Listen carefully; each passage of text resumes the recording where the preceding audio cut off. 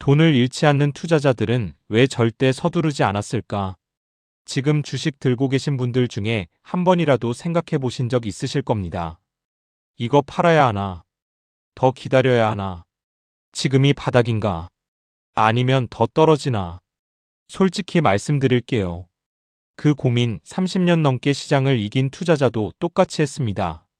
다만 그는 그 고민 앞에서 움직이지 않았습니다. 기다렸습니다. 오늘 이야기할 사람은 프랑수아 로숑입니다. 캐나다 몬트리올에서 자산운용사를 운영하는 투자자인데 1993년부터 2023년까지 30년 동안 연평균 15%가 넘는 수익률을 기록했습니다. 같은 기간 S&P 500이 연 10% 정도였으니까 매년 5%포인트 이상 시장을 이긴 겁니다. 1993년에 10만 달러를 맡겼다면 30년 뒤에 750만 달러가 넘었습니다. 75배입니다. 같은 돈을 지수에 넣었으면 140만 달러 정도였을 겁니다. 그런데 이 사람 원래 투자자가 아니었습니다. 공대생이었습니다. 전기공학을 전공한 엔지니어였습니다. 그가 어떻게 투자의 세계로 들어왔는지, 어떤 위기를 겪었는지, 그리고 왜 30년 동안 한 가지 방식을 바꾸지 않았는지 오늘 그 이야기를 해보려고 합니다. 영상이 도움이 되신다면 구독과 좋아요 한 번씩 부탁드립니다. 그럼 시작하겠습니다. 프랑수아 로숑은 캐나다 퀘벡주 몬트리올에서 자랐습니다. 캐나다에서 두 번째로 큰 도시이고 프랑스어를 쓰는 독특한 문화를 가진 곳입니다. 로숑도 불어를 모국어로 사용합니다. 어린 시절부터 숫자와 논리에 관심이 많았습니다. 수학 문제를 푸는 게 재미있었고 어떤 현상이 왜 그렇게 작동하는지 알고 싶어 했습니다. 자연스럽게 공학의 길로 갔습니다. 몬트리올 폴리테크닉 대학에서 전기공학을 전공했고 석사 학위까지 받았습니다. 공대에서 그는 중요한 사고방식을 배웠습니다. 안전마진이라는 개념이었습니다.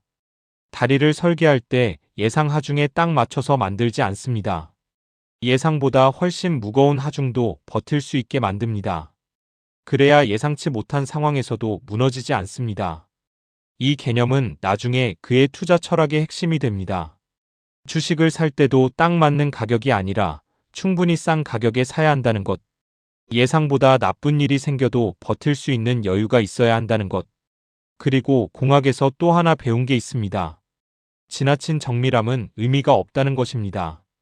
숫자를 소수점 10자리까지 계산해봤자 실제로는 오차가 더 큽니다. 중요한 건 대략적인 방향이 맞느냐입니다. 졸업 후에는 통신회사에서 네트워크 엔지니어로 일했습니다. 텔레글로브 캐나다라는 회사였습니다. 안정적인 직장이었고 경력도 쌓이고 있었습니다. 월급도 괜찮았고 동료들도 좋았습니다. 그런데 그의 마음속에는 늘 다른 생각이 있었습니다. 주식시장이었습니다. 사실 로숑은 어릴 때부터 주식에 관심이 있었습니다. 고등학교 때 모의투자 대회에 참가해서 54% 수익률을 기록한 적도 있습니다. 하지만 당시 그가 가진 주식시장의 이미지는 좋지 않았습니다. 도박판이라고 생각했습니다. 금융 전문가들이 판치는 카지노 같은 곳이라고 여겼습니다. 그래서 공학을 선택했습니다. 수학과 물리학이 있고 논리가 있고 정답이 있는 세계. 그게 더 진지한 직업이라고 생각했습니다. 그런데 1992년 그의 인생을 바꾼 책 한 권을 만납니다. 피터 린치의 책이었습니다. 제목을 직역하면 월가에서 한 발 앞서기 정도 되는데 한국에서는 전설로 떠나는 월가의 영웅으로 알려진 책입니다. 피터 린치는 피델리티 마젤란 펀드를 운용한 전설적인 펀드 매니저였습니다. 1977년부터 1990년까지 13년간 연평균 29%가 넘는 수익률을 기록했습니다. 역사상 가장 성공적인 뮤추얼 펀드 매니저 중 하나였습니다. 로숑은 이 책을 읽고 충격을 받았습니다. 주식시장이 도박판이 아니었습니다. 피터 린치는 주식을 사는 건 회사의 일부를 사는 거라고 말했습니다.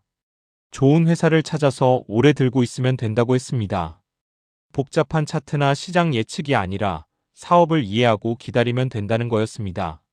린치는 또 이렇게 말했습니다. 평범한 개인 투자자도 전문가를 이길 수 있다고요. 왜냐하면 개인 투자자는 일상에서 좋은 회사를 먼저 발견할 수 있기 때문입니다. 쇼핑몰에서, 식당에서, 일터에서 말입니다. 월가 분석가들이 발견하기 전에요. 로숑은 그날부터 투자 공부를 시작했습니다. 피터 린치의 책에서 한 문장이 그의 눈에 들어왔습니다. 린치가 역사상 가장 위대한 투자자라고 소개한 사람이 있었습니다. 워런 버핏이었습니다. 로숑은 버핏에 대한 자료를 찾기 시작했습니다. 버핏의 주주 서한을 읽었고 버핏이 스승으로 모신 벤저민 그레이엄의 책도 읽었습니다. 그레이엄의 현명한 투자자를 여러 번 읽었습니다. 그리고 점점 확신이 생겼습니다. 이게 진짜 투자라는 걸 깨달았습니다. 주식은 종이 쪼가리가 아니라 회사의 일부입니다. 좋은 회사를 적정 가격에 사서 오래 보유하면 시간이 자산을 불려줍니다. 1993년 로숑은 결심을 합니다. 가족들의 돈을 대신 운용해보기로 한 겁니다. 본업인 엔지니어 일을 하면서 틈틈이 주식을 사고 기업을 분석했습니다. 3년 동안 그렇게 했습니다. 결과가 나쁘지 않았습니다. 아니, 꽤 좋았습니다. 로숑은 자신에게 투자의 재능이 있다는 걸 확인했습니다. 그리고 1996년 완전히 다른 길로 들어섭니다. 엔지니어를 그만두고 자산운용사에 입사한 겁니다. 몬트루스코라는 회사였습니다. 분석가로 시작해서 금방 포트폴리오 매니저로 승진했고 2억 5천만 달러가 넘는 미국 주식 계좌를 맡게 됩니다. 그런데 문제가 있었습니다. 로숑이 믿는 투자 방식과 회사의 방식이 달랐습니다. 로숑은 좋은 회사를 사서 오래 들고 가고 싶었습니다. 하지만 고객들은 단기 성과를 원했습니다. 분기마다 수익률을 따졌고 시장보다 조금만 뒤처져도 불안해했습니다. 로숑은 깨달았습니다. 고객이 장기 투자 철학을 공유하지 않으면 자신의 방식대로 투자할 수 없다는 걸요. 그래서 1998년 12월 그는 자신만의 회사를 세웁니다. 이름은 지베르니 캐피탈이었습니다. 지베른이라는 이름에는 특별한 사연이 있습니다. 1990년 로숑이 막 공대를 졸업했을 때 프랑스로 여행을 갔습니다. 그는 어릴 때부터 미술을 좋아했습니다. 특히 인상파 화가들의 그림을 좋아했습니다. 그래서 인상파 화가 클로드 모네가 살았던 지베른이 마을을 찾아갔습니다. 파리에서 기차로 1시간쯤 걸리는 작은 마을이었습니다. 모네는 1883년부터 1926년 세상을 떠날 때까지 43년 동안 이 마을에서 살았습니다. 직접 정원을 설계하고 가꿨습니다. 수천 종의 꽃을 심었고 연못을 만들어 수련을 키웠습니다. 일본풍 다리도 놓았습니다. 그리고 그 정원을 보며 수십 년간 그림을 그렸습니다. 우리가 아는 모네의 수련 연작이 바로 이 정원에서 나온 겁니다. 로숑은 그 정원에 도착한 순간 압도당했습니다. 연못 위로 수련이 떠 있었고 버드나무가 물가에 늘어져 있었습니다. 빛이 물에 반사되어 시시각각 색이 변했습니다. 모네가 왜 평생 이 정원을 그렸는지 알 것 같았습니다. 아름다움이 시간에 따라 변하면서도 그 본질은 변하지 않았습니다. 매일 다르지만 매일 아름다웠습니다. 로숑은 그 자리에서 꿈을 꿨습니다. 언젠가 몬트리올 근처에 자신만의 지베르니를 만들고 싶다고요. 작은 미술관을 짓고 자신이 수집한 현대미술 작품을 전시하고 싶었습니다. 정원도 만들고 싶었습니다. 문제는 돈이었습니다. 당시 그는 갓 졸업한 엔지니어였습니다. 그런 꿈을 이루려면 많은 돈이 필요했습니다. 엔지니어 월급으로는 평생 모아도 부족할 수 있었습니다. 그리고 로숑은 생각했습니다. 주식시장이 그 기회를 줄 수 있겠다고요. 좋은 회사에 투자해서 복리로 불려나가면 언젠가 가능하지 않을까. 그래서 회사 이름을 지베르니로 지었습니다. 모네의 정원처럼 오랜 시간에 걸쳐 아름다운 무언가를 가꾸겠다는 의미였습니다. 정원을 만드는 데는 하루아침에 되지 않습니다. 씨를 뿌리고 물을 주고 햇빛을 기다려야 합니다. 투자도 마찬가지라고 생각했습니다. 지베르니 캐피탈의 철학은 처음부터 명확했습니다. 뛰어난 회사를 사서 오래 보유한다. 고객의 돈을 자신의 돈처럼 운용한다. 실제로 로숑은 고객 포트폴리오와 자신의 개인 포트폴리오를 똑같이 구성했습니다. 자신이 사는 주식을 고객에게도 똑같이 사줬습니다. 그리고 한 가지 원칙을 세웠습니다. 고객을 파트너라고 부르기로 한 겁니다. 단순히 돈을 맡긴 사람이 아니라 같은 배를 탄 동료라는 의미였습니다. 그런데 회사를 세운 타이밍이 좋지 않았습니다. 1998년 말이면 닷컴 버블이 한창이었습니다. 기술주가 미친 듯이 올랐습니다. 캐나다에서는 노텔 네트워크스라는 통신 장비 회사가 시장을 지배하고 있었습니다. 노텔은 한때 캐나다 주식시장 전체 시가총액의 3분의 1을 차지했습니다. 캐나다 국민연금도 노텔 주식을 엄청나게 가지고 있었습니다. 노텔만 사면 돈을 버는 시대였습니다. 사람들은 노텔 주식으로 엄청난 돈을 벌고 있었습니다. 인터넷 관련 주식이면 뭐든 올랐습니다. 수익도 없는 회사 주가가 몇 배씩 뛰었습니다. 사업 계획서에 닷컴만 붙으면 투자금이 몰려들었습니다. 파티에 가면 다들 주식 이야기를 했습니다. 이번 달에 얼마 벌었다. 그 주식 샀냐? 왜 안 샀냐? 주식을 안 하는 사람이 바보 취급받는 분위기였습니다. 그런데 로숑은 그런 주식을 사지 않았습니다. 대신 연간 12%씩 꾸준히 성장하는 지루한 회사들을 샀습니다. 기술주 광풍 속에서 은행주를 샀습니다. 스코샤뱅크, 뱅크 오브 몬트리올 같은 회사였습니다. 당시 아무도 관심 없던 주식이었습니다. 이유가 있었습니다. 로숑이 보기에 기술주들은 너무 비쌌습니다. 수익이 없거나 적은 회사 주가가 하늘 높은 줄 모르고 올랐습니다.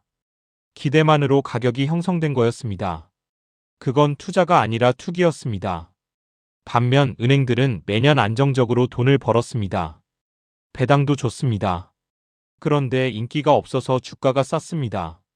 로숑이 배운 투자 원칙에 딱 맞았습니다. 좋은 회사를 싼 가격에 사는 것. 고객을 모으기가 어려웠습니다. 로숑이 만나는 사람마다 물었습니다. 왜 노텔을 안 사요? 왜 인터넷 주식을 안 사요? 다들 돈 버는데 왜 혼자 뒤처지려고 해요? 로숑은 설명했습니다. 저는 제가 이해하는 회사만 삽니다. 수익이 없는 회사는 사지 않습니다. 제가 보기에 지금 기술주들은 너무 비쌉니다. 언젠가 현실을 반영하게 될 겁니다. 하지만 대부분의 사람들은 이해하지 못했습니다. 오히려 이상한 사람 취급했습니다. 뻔히 돈 버는 걸 놔두고 왜 저런 낡은 주식을 사냐고요. 처음 4년 동안 로숑은 혼자 일했습니다. 직원을 고용할 돈이 없었습니다. 월급도 제대로 못 가져갈 때가 많았습니다. 그런데 로숑은 기다릴 준비가 되어 있었습니다. 그가 믿는 방식이 옳다면 결국 결과가 증명해 줄 거라고 생각했습니다. 당장 인기가 없어도 괜찮았습니다. 중요한 건 자신이 하는 일이 논리적으로 말이 되느냐였습니다. 2000년 3월 나스닥 지수가 정점을 찍었습니다. 그리고 무너지기 시작했습니다. 닷컴 버블이 터진 겁니다. 노텔 주가는 90% 넘게 빠졌습니다. 수많은 기술주가 휴지가 됐습니다. 사람들이 화려하게 벌었던 돈이 순식간에 사라졌습니다. 그런데 로숑의 포트폴리오는 달랐습니다. 그가 가진 은행주, 소비재 회사, 탄탄한 기업들은 버블이 터져도 크게 흔들리지 않았습니다. 오히려 폭락장에서 기회를 잡았습니다. 좋은 회사 주가가 같이 빠졌을 때 추가로 매수했습니다. 2002년 첫 번째 직원이 합류합니다. 회사가 조금씩 자리를 잡기 시작한 겁니다. 로숑은 매년 연례 서한을 썼습니다. 워런 버핏이 버크셔 해서웨이 주주들에게 매년 편지를 쓰는 것처럼 그도 자신의 파트너들에게 편지를 썼습니다. 그런데 로숑의 서한에는 특이한 코너가 있었습니다. 매년 자신의 실수 3가지를 골라서 동메달, 은메달, 금메달을 주는 겁니다. 가장 큰 실수에 금메달을 줍니다. 다른 펀드 매니저들은 자신의 실수를 숨기려고 합니다. 하지만 로숑은 일부러 공개했습니다. 왜냐하면 실수에서 배우지 않으면 같은 실수를 반복하기 때문입니다. 2012년 서한에서 그는 이렇게 썼습니다. 어떤 회사를 2002년부터 지켜봤는데 주가 수익 비율이 29배라서 비싸다고 생각해서 안 샀다고요. 10년을 기다렸는데 싸질 데가 없었습니다. 그 회사 주가는 10년 동안 500% 넘게 올랐습니다. 로숑은 이 실수에서 교훈을 얻었습니다. 정말 뛰어난 회사라면 조금 비싸 보여도 사야 한다는 것. 적당한 가격을 기다리다가 영원히 기회를 놓칠 수 있다는 것. 이런 식으로 그는 매년 자신의 실수를 기록하고 분석했습니다. 엔지니어 출신답게 체계적이었습니다. 공학에서 배운 방법론을 투자에 적용한 겁니다. 로송은 또 하나의 습관이 있었습니다. 매년 오마하에 가는 것이었습니다. 버크셔 해서웨이 연례 주주총회에 참석하기 위해서였습니다. 그는 지베르니 캐피탈을 설립한 직후부터 매년 오마하를 찾았습니다. 수만 명의 투자자들이 모이는 그 자리에서 버핏과 찰리 멍거의 이야기를 직접 들었습니다. 로송은 나중에 이렇게 말했습니다. 오마하에 가는 것보다 중요한 일은 없다고요. 매년 그곳에 가면 자신의 뿌리로 돌아가는 기분이라고 했습니다. 왜 이 일을 하는지, 어떤 원칙으로 투자해야 하는지 다시 확인하는 시간이라고요. 그리고 2008년 또 한 번의 위기가 찾아옵니다. 글로벌 금융위기였습니다. 리먼 브라더스가 파산했고 세계 금융 시스템이 무너지는 것처럼 보였습니다. 주가가 폭락했습니다. 사람들은 자본주의의 종말을 이야기했습니다. 당시 분위기가 얼마나 심각했는지 기억하시나요? 은행들이 연쇄 도산할 것 같았습니다. 대기업들이 흔들렸습니다. TV 뉴스마다 위기가 쏟아졌습니다. 일부 전문가들은 1929년 대공황이 다시 올 수 있다고 경고했습니다. 주식시장은 반토막이 났습니다. 많은 투자자들이 공포에 빠졌습니다. 더 떨어지기 전에 팔아야 한다고 생각했습니다. 그래서 바닥에서 주식을 던졌습니다. 로송은 어떻게 했을까요? 그는 파트너들에게 편지를 보냈습니다. 우리가 가진 회사들은 이 위기를 버틸 수 있다고요. 주가가 떨어졌다고 회사 가치가 사라진 게 아니라고요. 패닉에 빠져서 팔지 말라고요. 그는 이렇게 썼습니다. 우리 포트폴리오에 있는 회사들은 재무 상태가 튼튼합니다. 부채가 적고 수익성이 좋습니다. 경기 침체가 와도 살아남을 회사들입니다. 주가가 떨어진 건 회사 실적이 나빠진 게 아니라 시장 전체가 공포에 빠졌기 때문입니다. 그리고 직접 행동으로 보여줬습니다. 주식을 팔지 않았습니다. 오히려 샀습니다. 현금 비중을 낮추고 주식 비중을 높였습니다.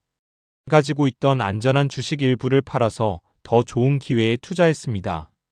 월마트나 존슨앤존슨 같은 방어적인 주식은 다른 주식보다 덜 빠졌습니다. 로송은 그걸 팔아서 더 많이 빠진 좋은 회사를 샀습니다. 구글 같은 회사였습니다.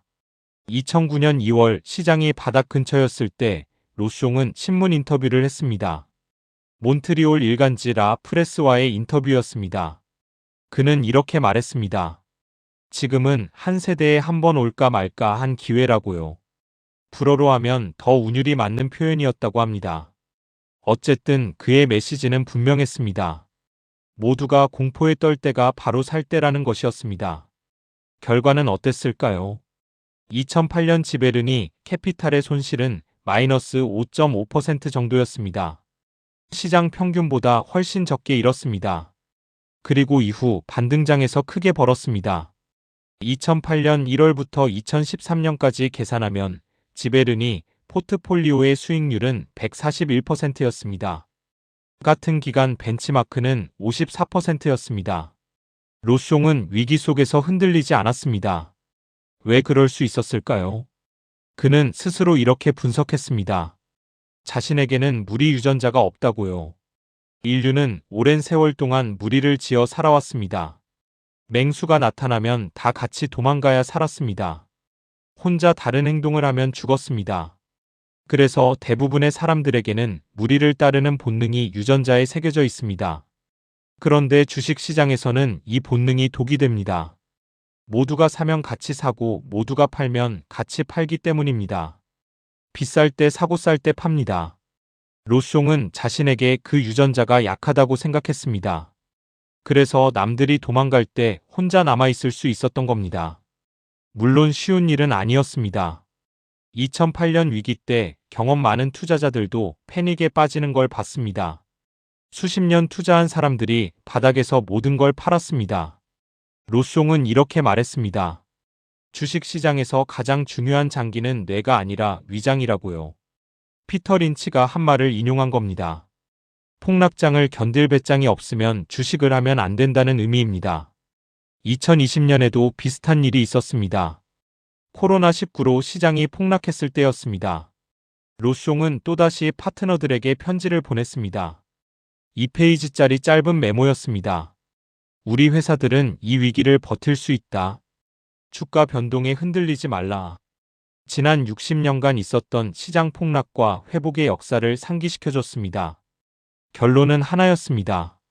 폭락장에서 패닉에 빠져 파는 사람들만 진짜 손실을 본다고요. 로숑의 투자 철학을 정리하면 이렇습니다. 첫째, 주식은 회사의 일부다. 주가가 아니라 사업을 봐야 한다. 매일 변하는 주가에 집중하면 안 됩니다. 그 회사가 무슨 일을 하고 어떻게 돈을 버는지 이해해야 합니다. 버핏이 말한 것처럼 주식 시장이 10년 동안 문을 닫아도 행복하게 들고 있을 수 있는 회사를 사야 합니다. 둘째, 뛰어난 회사를 적정 가격에 사서 오래 보유한다. 지베르니 캐피탈의 평균 보유 기간은 6년에서 7년입니다. 시장 평균이 6개월인 것과 비교하면 엄청나게 긴 겁니다. 로숑은 가능하면 영원히 팔고 싶지 않다고 말합니다. 피터 린치가 말한 것처럼 너무 잘 사서 절대 팔 필요가 없는 게 이상적이라고요. 셋째, 예측하지 않는다. 경제를 예측하지 않고 주가를 예측하지 않고 정치를 예측하지 않습니다. 좋은 회사를 사서 기다릴 뿐입니다. 다음 분기에 금리가 어떻게 될지, 내년에 경기가 어떨지 맞히려고 하지 않습니다. 어차피 아무도 정확히 예측할 수 없습니다. 예측에 의존하면 오히려 실수합니다. 넷째, 셋 중 하나의 법칙을 받아들인다. 3번 중 1번은 시장에 지고 3개 중 하나는 실망스러운 투자가 되고 3해 중 1해는 손실이 난다. 이걸 미리 알고 받아들이면 위기가 와도 덜 흔들립니다. 실제로 로숑의 포트폴리오는 20년 중 6년은 시장에 졌습니다. 30%입니다. 그래도 장기적으로 이겼습니다. 다섯째, 실수를 기록하고 배운다. 매년 자신의 실수를 공개적으로 분석하고 같은 실수를 줄이려고 노력합니다. 대부분의 사람들은 실수를 숨기고 싶어 합니다. 하지만 숨기면 배울 수 없습니다. 같은 실수를 반복합니다. 여섯째, 경영진을 중시한다. 아무리 좋은 사업 모델도 사람이 운영합니다. 경영진이 정직하고 유능한지 봐야 합니다. 특히 창업자가 직접 경영하는 회사를 좋아합니다. 자기 돈이 들어있으면 더 열심히 일합니다. 일곱째, 재무 상태가 튼튼한 회사만 산다. 부채가 많은 회사는 위기가 오면 무너집니다. 2008년 금융위기 때 그런 회사가 많았습니다. 자금을 조달하러 갔는데 아무도 돈을 안 빌려줬습니다. 망했습니다. 로숑은 그런 위험을 피합니다. 로숑은 투자가 4가지 영역의 교차점에 있다고 말했습니다. 과학, 금융, 역사, 그리고 예술입니다. 과학은 사업을 이해하는 것이고, 금융은 숫자를 분석하는 것이고, 역사는 비슷한 상황이 과거에 어떻게 전개됐는지 아는 것이고, 예술은 불확실한 정보 속에서 직관을 믿는 것입니다. 엔지니어 출신답게 그는 체계적이었습니다. 하지만 동시에 미술을 사랑하는 사람답게 숫자로 계산할 수 없는 것들도 중요하게 여겼습니다. 그는 자신을 미술관 관장에 비유하기도 했습니다. 미술관 관장은 걸작만 소장하려고 합니다. 평범한 그림은 들이지 않습니다. 투자도 마찬가지입니다. 걸작 같은 회사만 포트폴리오에 넣으려고 한다고요. 지금 로숑은 여전히 지베르니 캐피탈을 이끌고 있습니다. 30년이 넘는 시간 동안 같은 철학을 유지하고 있습니다. 운용 자산은 30억 달러에 가깝습니다. 원화로 4조 원이 넘습니다. 그리고 1990년에 꿨던 꿈도 이뤘습니다. 몬트리올 근처 셰포드라는 곳에 미술관을 지었습니다. 건축가 피에르 티보가 설계한 건물입니다. 수십 명의 현대미술 작가 작품을 전시하고 있고 바깥에는 조각 정원도 있습니다. 그리고 그 정원에는 수련이 있습니다. 모네의 정원처럼요. 자, 이제 우리 이야기로 돌아와 보겠습니다. 프랑수와 로숑의 30년을 보면서 무슨 생각이 드셨나요? 어쩌면 이런 생각이 드셨을 수도 있습니다. 저 사람은 특별해서 그런 거지. 나는 저렇게 못해. 그런데 로숑 본인은 자신이 특별히 똑똑하다고 생각하지 않습니다. 그는 항상 말합니다. 투자에서 성공하려면 높은 지능이 필요한 게 아니라고요. 필요한 건 적절한 기질이라고요. 적절한 기질이 뭘까요? 로숑은 세 가지를 꼽습니다. 합리성, 겸손, 인내. 합리성은 감정에 휘둘리지 않는 것입니다. 시장이 폭락해도 냉정하게 숫자를 보고 시장이 과열돼도 흥분하지 않는 것입니다. 감정을 없앨 수는 없습니다. 하지만 감정대로 행동하지 않을 수는 있습니다. 겸손은 자신의 한계를 아는 것입니다. 모르는 건 모른다고 인정하고 실수하면 실수를 인정하는 것입니다. 자신이 이해하지 못하는 회사에 투자하지 않는 것도 겸손입니다. 로숑은 이해 범위 밖의 회사는 아무리 좋아 보여도 안 삽니다. 인내는 기다릴 줄 아는 것입니다. 당장 결과가 안 나와도 견디는 것입니다. 좋은 회사 주가가 당장 안 올라도 괜찮습니다. 회사가 계속 성장하면 주가는 결국 따라옵니다. 1년이 걸리든 5년이 걸리든 이 세 가지는 배울 수 있는 겁니다. 타고나는 게 아닙니다. 로숑 자신도 처음부터 완벽했던 게 아닙니다. 닷컴 버블 때 고객을 모으지 못해서 힘들어했고 금융위기 때도 포트폴리오가 빠지는 걸 지켜봐야 했습니다. 수많은 실수를 했고 그 실수를 매년 서한에 기록했습니다. 좋은 회사를 알아봤는데 가격이 비싸다고 안 샀다가 10배 오르는 걸 놓친 적도 있습니다. 경영진이 바뀌어서 팔았는데 경영진이 다시 돌아와서 후회한 적도 있습니다. 다만 그는 포기하지 않았습니다. 자신이 옳다고 믿는 방식을 바꾸지 않았습니다. 30년 동안요. 우리가 배울 수 있는 건 바로 그 점입니다. 주식으로 부자가 된 사람들을 보면 대부분 한 가지 공통점이 있습니다. 오래 버텼다는 것입니다. 시장이 좋을 때나 나쁠 때나 자리를 지켰습니다. 유행을 쫓지 않았습니다. 남들이 뭐라 해도 자기 방식을 믿었습니다. 버핏도 그랬고 찰리 멍거도 그랬고 피터 린치도 그랬습니다. 로숑도 마찬가지입니다. 로숑은 이렇게 썼습니다. 주식 투자자가 저지르는 가장 큰 실수는 단기적으로 시장 방향을 예측하려는 것이라고요. 좋은 회사를 사서 오래 들고 가면 됩니다. 시장이 어떻게 될지 맞히려고 하지 않아도 됩니다. 경제 전망이 어둡다고 안 사거나 주가가 너무 올랐다고 팔거나 뉴스가 무섭다고 현금으로 빼거나 이런 행동이 결국 손실을 만듭니다. 1945년 이후 미국에서 경기 침체가 11번 있었습니다. 주가가 40% 넘게 빠진 적이 4번 있었습니다. 하지만 모든 위기는 끝났습니다. 시장은 항상 회복했습니다. 위기 때 판 사람들만 손실을 봤습니다. 들고 있던 사람들은 결국 더 높은 가격을 받습니다. 생각해보면 단순한 이야기입니다. 하지만 실천하기는 어렵습니다. 왜냐하면 우리 안에 있는 무리 유전자가 계속 속삭이기 때문입니다. 남들 따라가라고요. 지금 뜨는 거 사라고요. 떨어지면 빨리 팔라고요. 그 목소리를 무시하는 게 투자의 본질일지도 모릅니다. 복리는 마법이지만 시간이 필요합니다. 로숑의 연 15% 수익률이 30년 동안 75배를 만들었습니다. 하지만 1년으로 보면 15%입니다. 대단해 보이지 않습니다. 그 대단해 보이지 않는 수익률을 30년 동안 반복한 겁니다. 그게 전부입니다. 그게 비결입니다. 오늘 영상은 여기까지입니다. 프랑수와 로숑이 30년 전 프랑스 지베르니에서 모네의 정원을 보고 꿈을 꿨던 것처럼 우리도 각자의 정원을 가꿀 수 있습니다. 시간이 걸리겠지만 포기하지 않으면 됩니다.